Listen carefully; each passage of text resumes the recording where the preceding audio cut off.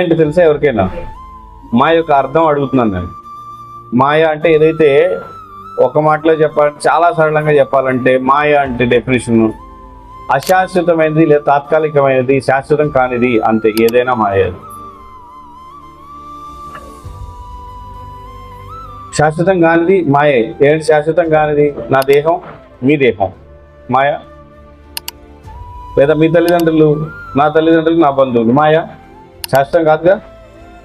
మీ కొడుకులు మాయే, మీ భర్త మాయే, ఈ ఊరు మాయే, మన భాష మాయే.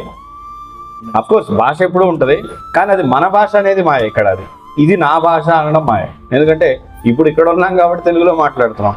రేపు పాకిస్తాన్లో అయితే ఉర్దూలో మాట్లాడతామేమో, లేదా అరబిక్ కంట్రీలో అరబిక్ మాట్లాడతాం. అప్పుడు అది అరబిక్ మనదా? కాదుగా.